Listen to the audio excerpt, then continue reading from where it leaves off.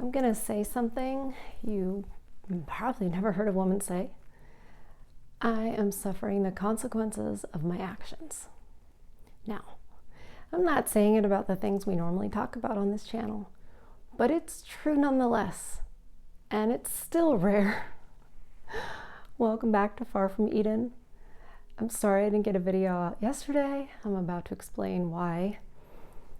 I did a thing yesterday. I rode an equestrian simulator. That's what it's called. It's basically a machine that looks like a horse. It's the size of a horse. It moves like a horse, and you can ride it and work on your skills as a rider. If you're new to the channel, I'm an equestrian. I have been since I was a kid, and I also have multiple sclerosis, which I've had for 24 years. So yesterday, I rode the simulator for the first time, and I thought, I'll just get on it and I'll just do a little bit. I'll just walk for a little bit. I don't know how it's going to be at all, because I've only gotten on and walked on a real horse in the last almost 6 years, 5.5 years. So I got on it, and obviously for me, getting up on a horse is a great feeling. It's something that's familiar to me. It's something that I, have dedicated a lot of time to, good or bad. And so I tried the trot, and I was happy to, be doing well at the trot. So I did the canter. Anyway, I was up there, 20 minutes, 30 minutes. And I said, I should probably get down now because it's going to hurt tomorrow. Like, I don't know if I'll be able to walk. So I did. I'm proud of myself for cutting it short earlier than I could have. I could have kept going, but I was thinking, later, I'm going to pay for this. How much am I going to pay? That's how I always have to think about activities and then MS. Like, what's it going to do to me in the short term and then in the long term? And I've had to think about this since I was 22. And I think there's a video I have about how if it tempered me as a woman. And I think it even if I wasn't already the type to understand consequences, you don't have a choice. I mean, you really don't have a choice with it. So today, wow, I thought I was just going to be muscle sore, but I am, like, it feels like somebody just electrocuted my nervous system. And what I do when I'm just kind of chilling, like for fun, so I'm a weirdo, is I'll watch like Kevin Samuels, clips and Man Guide clips and other channels that I can't remember all of their names, but with women regretting getting divorced or wondering where all the good men are, etc.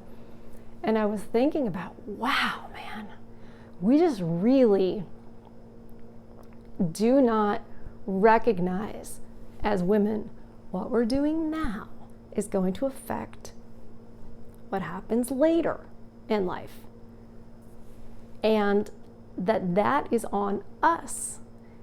And on top of that, like, even if you do all the right things, for example, life still can throw a wrench into it.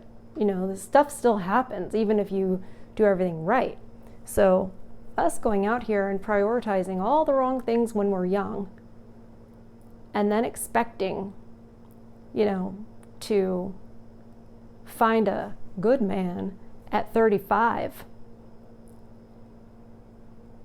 or after we've, divorced the toxic man that we didn't think was toxic in the beginning at, say, 38 or 40 or whatever, and then we're going to find a good man. Why do they think that? I don't know.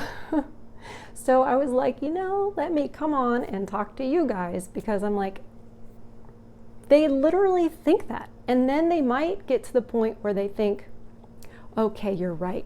Most women can't expect that, but I'm special, right? And I'm like, the delusion. that we are capable of is mind-boggling to men. But we are capable of it.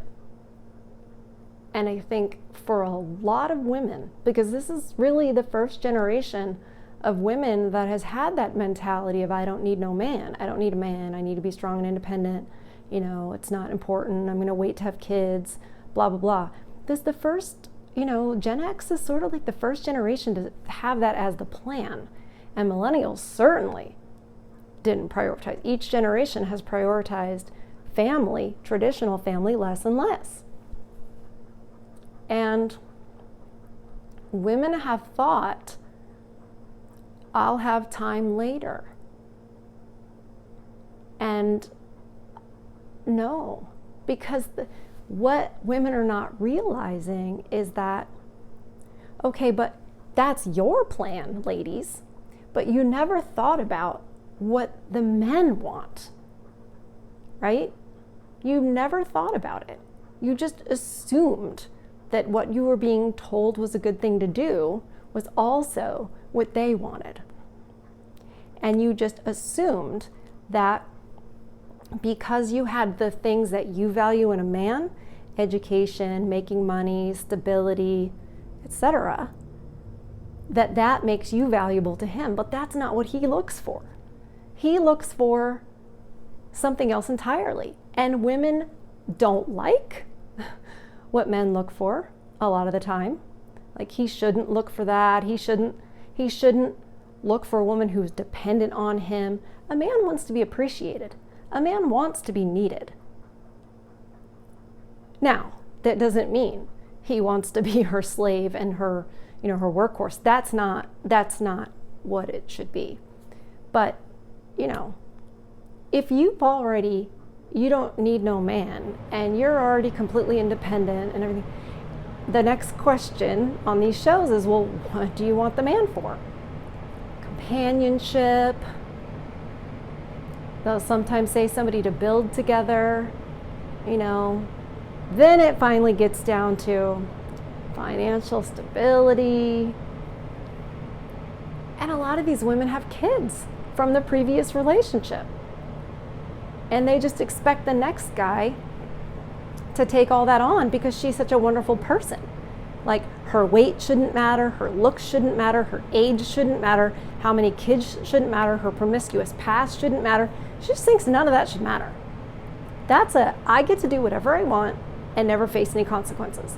And then when somebody says, I don't really like that. I don't really want to be a stepdad, right? Or I'd like a stay-at-home wife. Then he's terrible.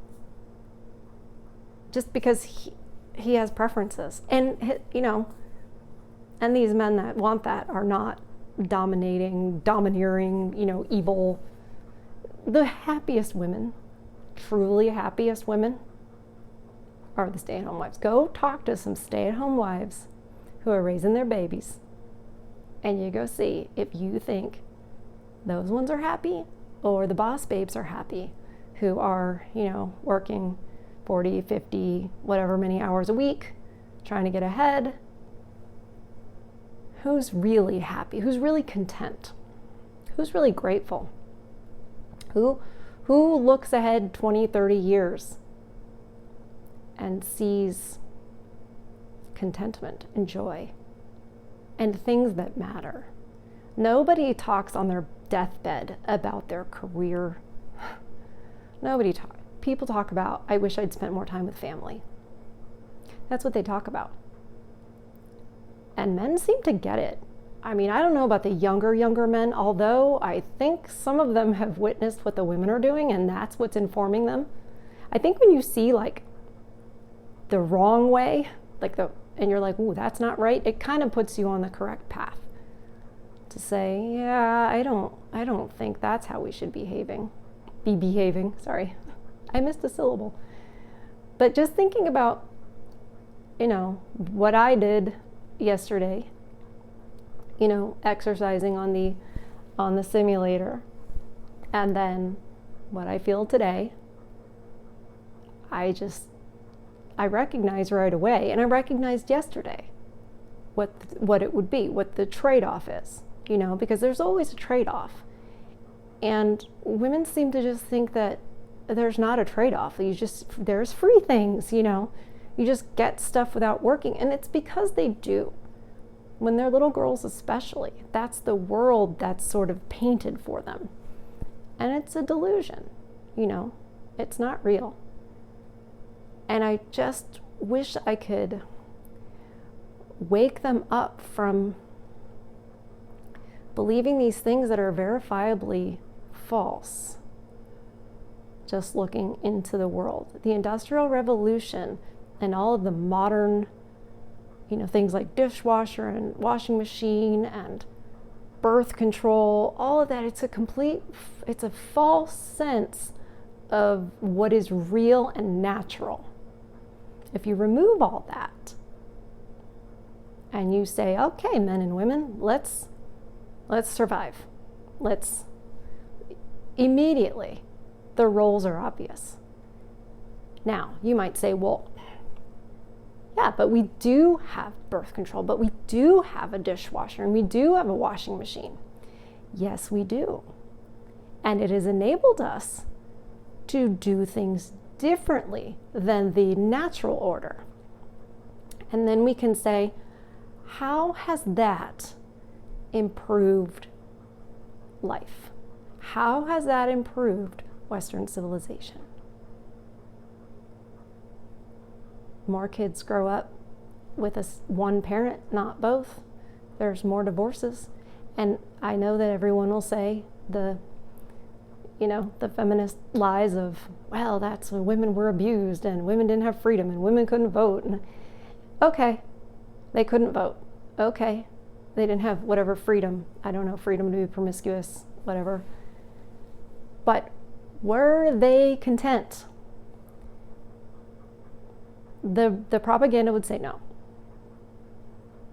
But if you've spoken to older people who are not propagandized, but older people who remember what actually happened, no, it was better. It was a better situation until the families broke up. And the families broke up when the women were given the freedom to destroy them. And the consequences are something that the women are in denial of. But now that they're alone, how many years will it be until some of these women realize, oh, wait, it's over. It's over for me. Unless I completely change my attitude and completely change my ridiculous standards. And I improve myself. Because we always think about what we want. And a problem for a lot of women is that we don't think about what the man wants. Or even how he thinks.